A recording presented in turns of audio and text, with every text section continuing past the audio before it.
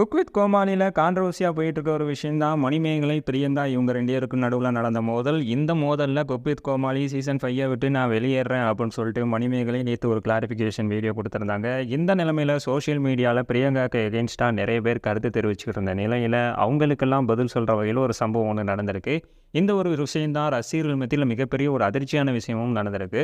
Cook with Comali season 5 இறுதி கட்டத்தை எட்டின நிலையில் அதோட ஃபினாலே நடந்து முடிஞ்சிருக்கு. இதில் யார் டைட்டில் வின்னர் ஆயிருக்காங்கன்னு பார்த்தீங்கன்னா, மக்களோட வெறுப்பை சம்பாதிச்சிருக்க பிரியங்கா தேஷ்பாண்டே தான் இந்த குக் வித் கோமாளி சீசன் 5யோட டைட்டில் வின்னராக ஆகியிருக்காங்க.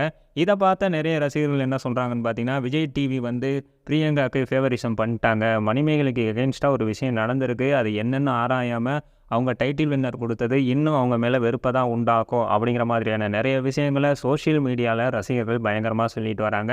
அதை தொடர்ந்து பார்த்தீங்கன்னா, மணிமேகலைக்கு நிறைய பேர் சப்போர்ட் பண்ணிட்டு வராங்க. அவங்க ரசிகர்கள் மட்டும் இல்லை, அவங்க கூட குக் வித் கோமாளியில் ட்ராவலான நிறைய கோமாளிகள், அப்புறம் வெளியில் உள்ள விஜேஸ் எல்லாருமே பிரியங்காவால் இதே மாதிரியான ஒரு சுச்சுவேஷனுக்கு கொண்டு போகப்பட்டிருக்காங்க.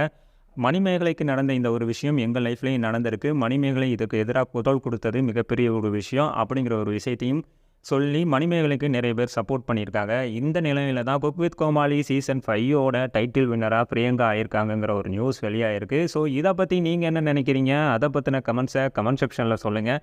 இந்த வீடியோ பிடிச்சிருந்தா லைக் பண்ணுங்கள், ஷேர் பண்ணுங்கள், மறக்காமல் நம்ம காஃபி கடை சேனலை சப்ஸ்கிரைப் பண்ணுங்கள்.